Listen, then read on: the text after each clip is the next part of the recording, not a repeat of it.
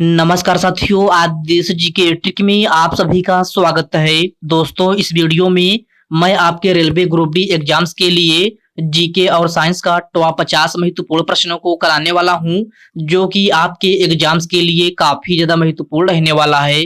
तो साथियों, इस वीडियो को आप बड़े ही ध्यानपूर्वक एंड तक जरूर देखिएगा। तो साथियों, आज का पहला प्रश्न है, लौह और रक्त की नीति निम्नलिखित में से किसने अपनाई थी? ऑप्शन है बाबर, अलाउद्दीन खिलजी, मोहम्मद बिन तुगलक और ऑप्शन डी है बलबन ने। तो साथियों, लौह और रक्त की नीति बलबन ने अपनाई थी। राइट आंसर ऑप्शन डी हो जाएगा बलबन ने। नेक्स्ट क्वेश्चन है, निम्नलिखित में से मानव शरीर की सबसे बड़ी ग्रंथि कौन सी है? इसका ऑप्शन है यकृत, बड़ी आंत, पाचक ग्रंथि या फिर ऑप्शन डी है गल ग्रंथि। तो मानव शरीर की सबसे बड़ी ग्रंथि यकृत है। राइट आंसर ऑप्शन ए हो जाएगा यकृत। आपका नेक्स्ट क्वेश्चन है, सिंधु जल संधि पर भारत और किस देश के बीच हस्ताक्षर किया गया था? तो सिंधु जल संधि पर भारत और किस देश के बीच हस्ताक्षर किया गया था? तो आपका राइट आंसर ऑप्शन डी हो जाएगा Pakistan.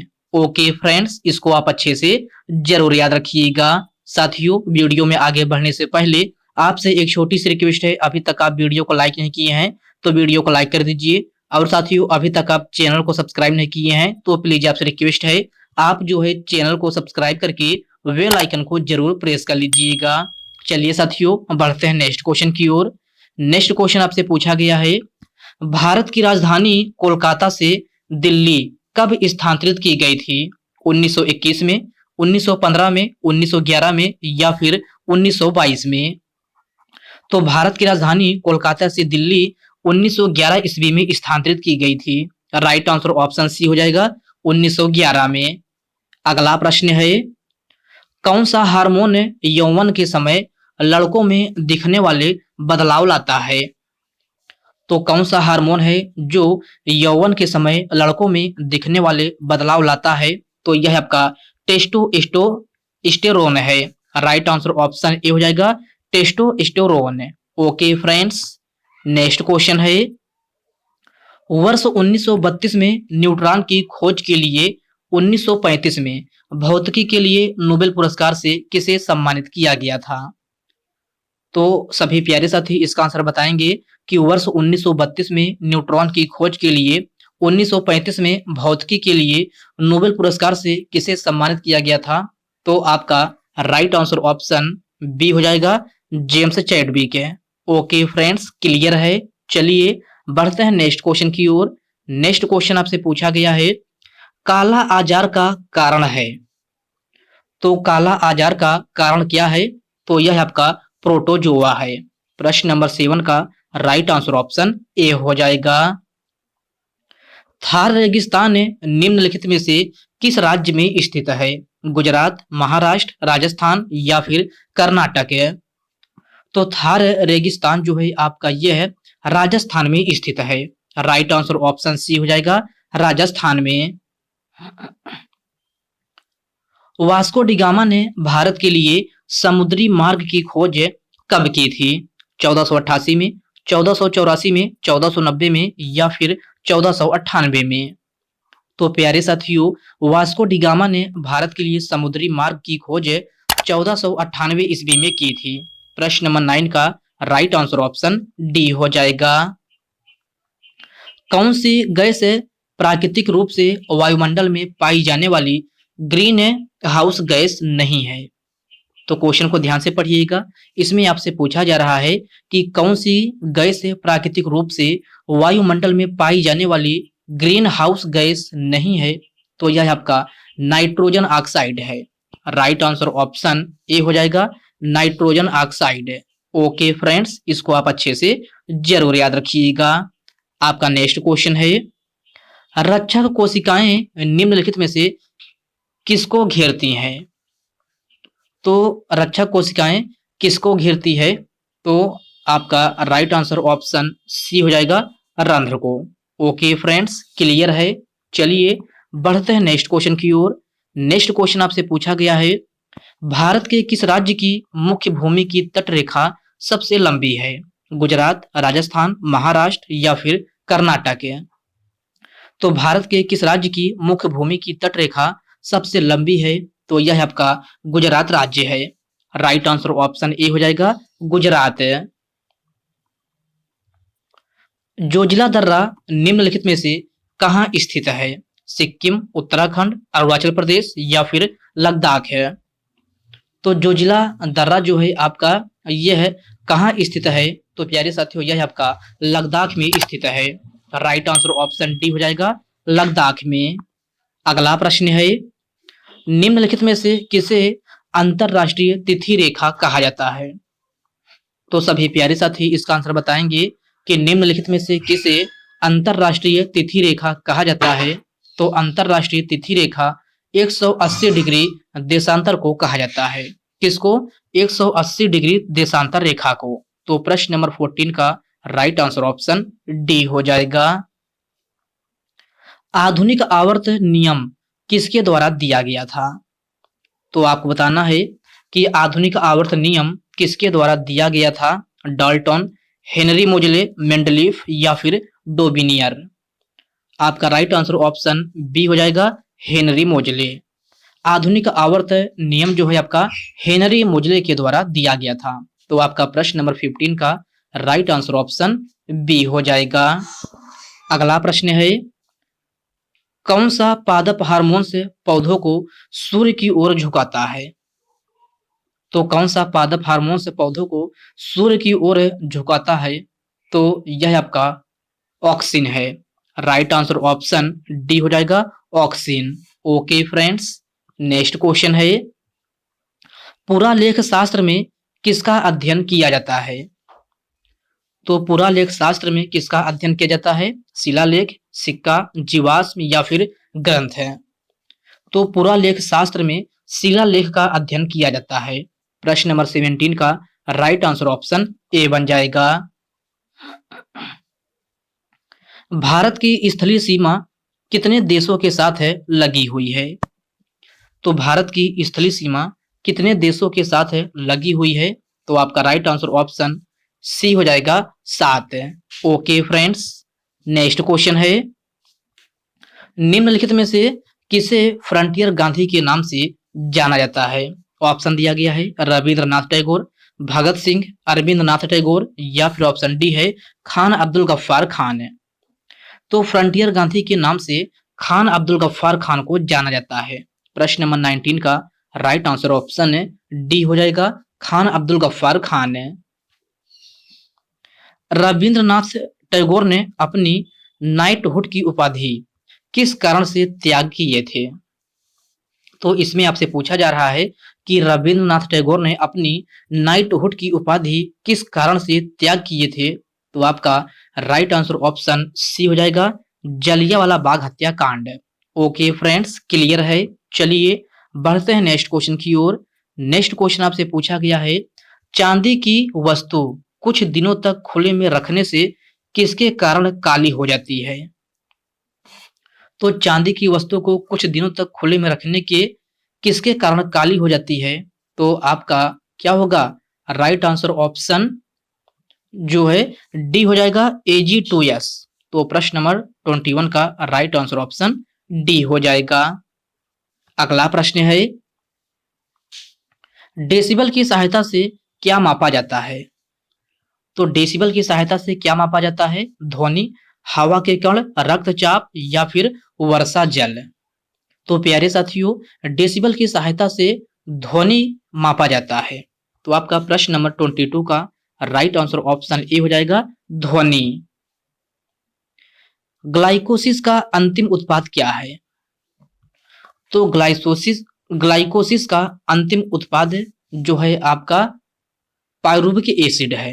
Right answer option C हो जाएगा पायरुविक एसिड। ओके फ्रेंड्स, इसको आप अच्छे से जरूर याद रखिएगा।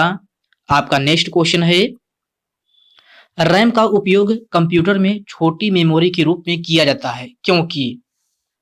तो रैम का उपयोग जो है आपका कंप्यूटर में छोटी मेमोरी के रूप में किया जाता है क्योंकि यह आपका अस्थिर होती है। तो आपका प्रश्न नंबर 24 का राइट आंसर ऑप्शन बी हो जाएगा यह अस्थिर होती है।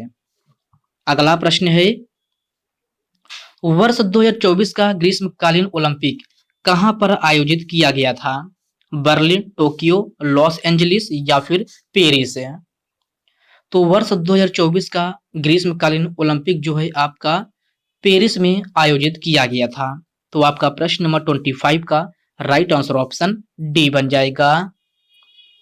गति का नियम किस वैज्ञानिक के द्वारा दिया गया था? ऑप्शन दिया गया है न्यूटन, गैलीलियो, आइंस्टीन या फिर कायल। तो गति का नियम जो है आपका न्यूटन के द्वारा दिया गया था। तो आपका राइट आंसर ऑप्शन ए हो जाएगा न्यूटन। प्रतिष्ठित गोल्डमैन पर्यावरण पुरस्कार किसे मिला है? तो प्रतिष्ठित गोल्डमैन पर्यावरण पुरस्कार किसे मिला है? तो यह आपका एंड्रिया बिदौरे को मिला है। तो आपका राइट आंसर ऑप्शन सी हो जाएगा एंड्रिया बिदौरे। ओके फ्रेंड्स, क्लियर है। चलिए बढ़ते हैं नेक्स्ट क्वेश्चन की ओर। नेक्स्ट क्वेश्चन आपसे पूछा गया है, कैलाश मानसरोवर भवन कहां पर स्थित है? पंजाब, कर्नाटक, मध्य प्रदेश या फिर उत्तर प्रदेश है? तो कैलाश मानसरोवर भवन जो है आपका यह उत्तर प्रदेश गाजियाबाद में स्थित है। राइट आंसर ऑप्शन डी हो जाएगा उत्तर प्रदेश है। ओके फ्रेंड्स, याद रखना आपसे पूछा जाए कि कैलाश मानसरोवर भवन कहां पर स्थित है, तो यह आपका उत्तर प्रदेश के गाजियाबाद में स्थित है। अगला प्रश्न है, भारत में सबसे बड़ी स्कूटर फैक्ट्री कहां पर स्थित है? तमिलनाडु, आंध्र प्रदेश, केरल या फिर झारखंड? तो भारत में सबसे बड़ी स्कूटर फैक्ट्री कहां पर स्थित है? तो यह आपका तमिलनाडु में स्थित है। राइट आंसर ऑप्शन ए हो जाएगा तमिलनाडु में। लिटमस पेपर किससे बने होते हैं? शैवाल, ब्रायोफाइटा, लाइकेन या फिर ऑप्शन डी है इनमें से कोई नहीं। तो लिटमस जो है आपका लाइकेन से बने होते हैं। तो आपका राइट आंसर ऑप्शन सी हो जाएगा लाइकेन। ओके फ्रेंड्स, क्लियर है। चलिए बढ़ते हैं नेक्स्ट क्वेश्चन की ओर। नेक्स्ट क्वेश्चन आपसे पूछा गया है, प्रकाश संश्लेषण के दौरान हरे पौधे द्वारा क्या अवशोषित किया जाता है? हीलियम, ऑक्सीजन, नाइट्रोजन या फिर कार्बन डाइऑक्साइड? तो क्वेश्चन को ध्यान से पढ़िएगा। प्रकाश संश्लेषण के दौरान हरे पौधे द्वारा क्या अवशोषित किया जाता है? तो यह आपका कार्बन डाइऑक्साइड को अवशोषित करते हैं। राइट आंसर ऑप्शन डी हो जाएगा कार्बन डाइऑक्साइड। ग्लूकोज पाइरूवेट में कहां टूटता है? तो ग्लूकोज पाइरूवेट में कहां टूटता है? तो यह आपका साइटोप्लाज्म में टूटता है। राइट आंसर ऑप्शन ए हो जाएगा साइटोप्लाज्मा। तो आपका प्रश्न नंबर 32 का राइट आंसर ऑप्शन ए हो जाएगा। निम्नलिखित में से कौन एक गैर संक्रामक बीमारी है? खसरा, छोटी माता, इन्फ्लुएंजा या फिर रक्तचाप है? तो कौन सी एक गैर संक्रामक बीमारी है? तो यह आपका रक्तचाप है। राइट आंसर ऑप्शन डी हो जाएगा रक्तचाप है। रक्तचाप जो है आपका यह एक गैर संक्रामक बीमारी है। तो आपका राइट आंसर ऑप्शन डी बन जाएगा। किस देश के क्रिकेट महिला टीम ने टेस्ट मैच में 600 रन पार करने वाली पहली महिला टीम बनी है? ऑप्शन है दक्षिण अफ्रीका, न्यूजीलैंड, ऑस्ट्रेलिया या फिर भारत? आपका राइट आंसर ऑप्शन डी हो जाएगा भारत। निम्नलिखित में से कौन पानी में घुलनशील है? तो सभी प्यारे साथी इसका आंसर बताएंगे कि निम्नलिखित में से कौन पानी में घुलनशील है? तो यह आपका कैल्शियम कार्बोनेट है। राइट आंसर ऑप्शन ए हो जाएगा कैल्शियम कार्बोनेट। कैल्शियम कार्बोनेट जो है आपका यह एक पानी में घुलनशील है। तो आपका राइट आंसर ऑप्शन ए हो जाएगा। थाइमस ग्रंथि द्वारा उत्पन्न होने वाला हार्मोन है? तो थाइमस ग्रंथि द्वारा उत्पन्न होने वाला हार्मोन कौन सा है? थाइमोसिन, नियासिन, एड्रिनल या फिर थायरॉक्सिन? तो थाइमस ग्रंथि द्वारा उत्पन्न होने वाला हार्मोन कौन सा है? तो यह आपका थाइमोसिन है। प्रश्न नंबर 36 का राइट आंसर ऑप्शन ए हो जाएगा थाइमोसिन। ओके फ्रेंड्स, इसको आप अच्छे से जरूर याद रखिएगा। आपका नेक्स्ट क्वेश्चन है, उष्णकटिबंधीय आर्द्र सदाबहार वन कहाँ पाए जाते हैं? तो उष्णकटिबंधीय आर्द्र सदाबहार वन कहाँ पाए जाते हैं? तो यह आपका प्रायद्वीपीय पठार में पाए जाते हैं। राइट आंसर ऑप्शन ए हो जाएगा प्रायद्वीपीय पठार। अगला प्रश्न है, भारत के किस भाग में उष्णकटिबंधीय सदाबहार वन नहीं पाए जाते हैं? तो क्वेश्चन को ध्यान से पढ़िएगा। इसमें आपसे पूछा जा रहा है कि भारत के किस भाग में उष्णकटिबंधीय सदाबहार वन नहीं पाए जाते हैं? तो यह आपका उत्तर पूर्वी क्षेत्र है। प्रश्न नंबर 38 का राइट आंसर ऑप्शन ए हो जाएगा उत्तर पूर्वी क्षेत्र। अगला प्रश्न है, पाचन तंत्र के किस रस में कोलेस्टेरोल पाया जाता है? तो पाचन तंत्र के किस रस में कोलेस्टेरोल पाया जाता है? तो आपका राइट आंसर ऑप्शन ए हो जाएगा पित्त में। तो प्रश्न नंबर 39 का राइट आंसर क्या हो जाएगा? ए हो जाएगा पित्त में। अगला प्रश्न है, रानीखेत बीमारी किससे संबंधित है? ऑप्शन दिया गया है मुर्गियों से, मछलियों से, बंदरों से या फिर मनुष्यों से। तो रानीखेत बीमारी जो है आपका मुर्गियों से संबंधित है। राइट आंसर ऑप्शन ए हो जाएगा मुर्गियों से। पेड़ों की प्रसिद्ध प्रजाति सुंदरी निम्न में से कहाँ पाई जाती है? ऑप्शन दिया गया है हिमालय पर्वत, मैंग्रोव वन, पर्णपाती वन, वर्षा वन। तो पेड़ों की प्रसिद्ध प्रजाति सुंदरी जो है आपका यह कहाँ पाए जाते हैं? तो यह आपका मैंग्रोव वन में पाए जाते हैं। राइट आंसर ऑप्शन बी हो जाएगा मैंग्रोव वन। गंगा ब्रह्मपुत्र के डेल्टाई क्षेत्रों में किस वृक्ष की अधिकता के कारण इसे सुंदर वन कहा जाता है? चंदन, शीशम, सुंदरी या फिर ऑप्शन डी है इनमें से सभी। तो गंगा ब्रह्मपुत्र के डेल्टाई क्षेत्र में किस वृक्ष की अधिकता के कारण इसे सुंदर वन कहा जाता है? तो आपका राइट आंसर ऑप्शन सी हो जाएगा सुंदरी। गुर्दे की कार्यात्मक इकाई क्या होती है? तो गुर्दे की कार्यात्मक इकाई क्या होती है? नेफ्रॉन, साल, फुट या फिर कोई नहीं। आपका राइट आंसर ऑप्शन ए हो जाएगा नेफ्रॉन। मानव शरीर के किस अंग को ब्लड बैंक कहा जाता है? यकृत, प्लीहा, पित्ताशय या फिर किडनी। तो मानव शरीर के किस अंग को ब्लड बैंक कहा जाता है? तो यह आपका प्लीहा को कहा जाता है। राइट आंसर ऑप्शन बी हो जाएगा प्लीहा को। ओके फ्रेंड्स, इसको आप अच्छे से जरूर याद रखिएगा। नेक्स्ट क्वेश्चन है, निम्नलिखित में से कौन सा राज्य बांस का सबसे बड़ा उत्पादक राज्य है? झारखंड, मध्य प्रदेश, असम या फिर उत्तराखंड। तो कौन सा राज्य बांस का सबसे बड़ा उत्पादक राज्य है?